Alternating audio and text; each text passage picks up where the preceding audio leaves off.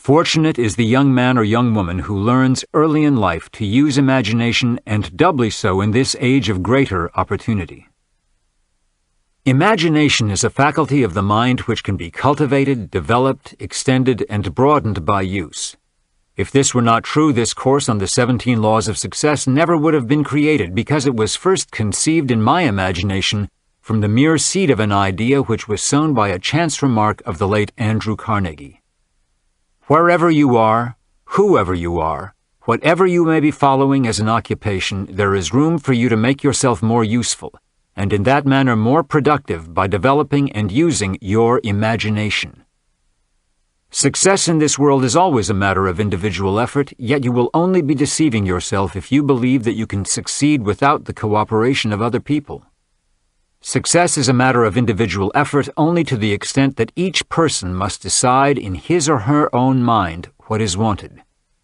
This involves the use of imagination. From this point on, achieving success is a matter of skillfully and tactfully inducing others to cooperate. Before you can secure cooperation from others, before you have the right to ask for or expect cooperation from other people, you must first show a willingness to cooperate with them. For this reason, the 8th lesson of this course, the habit of doing more than paid for, is one which should have your serious and thoughtful attention. The law upon which this lesson is based would of itself practically ensure success to all who practice it in all they do. The purpose of the Law of Success course is to enable you to find out how you may become more capable in your chosen field of work.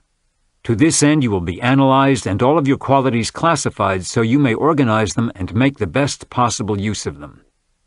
You may not like the work in which you are now engaged. There are 2 ways of getting out of that work. One way is to take but little interest in what you are doing, aiming merely to do enough with which to get by. Very soon you will find a way out because the demand for your services will cease. The other and better way is by making yourself so useful and efficient in what you are now doing that you will attract the favorable attention of those who have the power to promote you into more responsible work that is more to your liking. It is your privilege to take your choice as to which way you will proceed. Thousands of people walked over the great Calumet copper mine without discovering it. Just one lone man used his imagination, dug down into the earth a few feet, investigated, and discovered the richest copper deposit on earth. You and every other person walk, at one time or another, over your own Calumet mine. Discovery is a matter of investigation and use of imagination. This course on the 17 Laws of Success may lead the way to your Calumet, and you may be surprised when you discover that you were standing right over this rich mine in the work in which you are now engaged. In his lecture on Acres of Diamonds, Russell Conwell tells us that we need not seek opportunity in the distance, that we may find it right where we stand. This is a truth well worth remembering. Time is a master worker that heals the wounds of temporary defeat and equalizes the inequalities and rights the wrongs of the world. There is nothing impossible with time. Lesson 1. An Introduction to the Mastermind. You can do it if you believe you can. This is a course on the fundamentals of success. Success is very largely a matter of adjusting oneself to the ever-varying and changing environments of life in a spirit of harmony and poise. Harmony is based upon an understanding of the forces constituting one's environment. Therefore, this course is, in reality, a blueprint that may be followed straight to success because it helps you interpret, understand, and make the most of these environmental forces of life. Before you begin listening to the Law of Success lessons, you should know something of the history of this course. You should know exactly what the course promises to those who follow it until they have assimilated the laws and principles upon which it is based. You should know its limitations as well as its possibilities as an aid in your fight for a place in the world. From the viewpoint of entertainment, the Law of Success course would be a poor second to most of any of the monthly periodicals of the snappy story variety which may be found upon the newsstands. It has been said that Napoleon Hill and his philosophy of success have made more millionaires than any other person in history. It might equally well be said that Napoleon Hill inspired more motivational experts than any other man in history. Napoleon Hill was, and 30 years after his death continues to be, America's most influential motivational author and lecturer. That is partly due to the fact that he came to prominence at the beginning of the age of mass communications, but it is due in even larger part to the diligence he applied to the research upon which he based his 17 principles that comprise the law of success. It is practically impossible to find a motivational speaker who does not draw upon Hill's work. His influence can be seen in the writings of his early peers, Dale Carnegie and Norman Vincent Peale. Later, many successful authors and speakers such as W. Clement Stone, Og Mandino, Earl Nightingale, and Chicken Soup author Mark Victor Hansen either worked directly with Napoleon Hill or with the Napoleon Hill Foundation. Echoes of Hill's principles can be seen in books by people as diverse as Jose Silva, Mary Kay Ash, Dr. Maxwell Maltz, Shakti Gawain, Wally Famous Amos, and Dr. Bernie Siegel.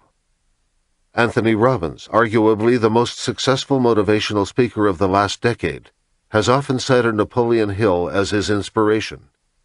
And best-selling author Stephen Covey's The 7 Habits of Highly Effective People can be found in the 17 principles Hill wrote about 70 years earlier. A Course in Success. The course has been created for the serious-minded person who devotes at least a portion of his or her time to the business of succeeding in life. I have not intended to compete with those who write purely for purposes of entertaining. My aim in preparing this course has been of a twofold nature. First, to help you discover your weaknesses, and second, to help create a definite plan for bridging those weaknesses.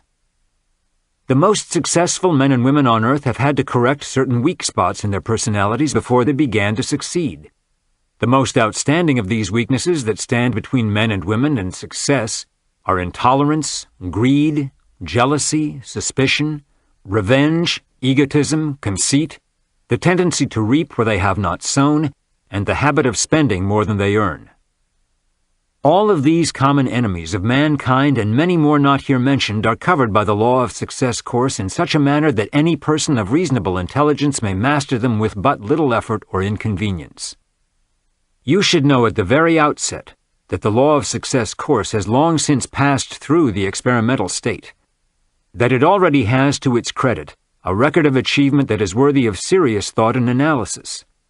You should also know that the Law of Success course has been examined and endorsed by some of the most practical minds of modern times.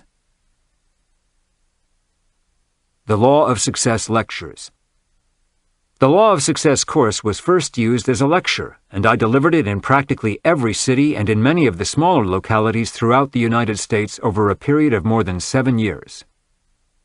During these lectures, I had assistants located in the audiences to interpret the reaction of those who heard the lecture, and in this manner we learned exactly what effect it had upon people. As a result of this study and analysis, many changes were made.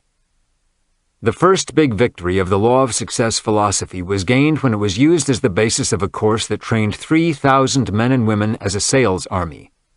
Few of these people had previous experience of any sort in the field of selling. Through this training, they were enabled to earn more than $1 million for themselves and paid me $30,000 for my services over a period of approximately 6 months.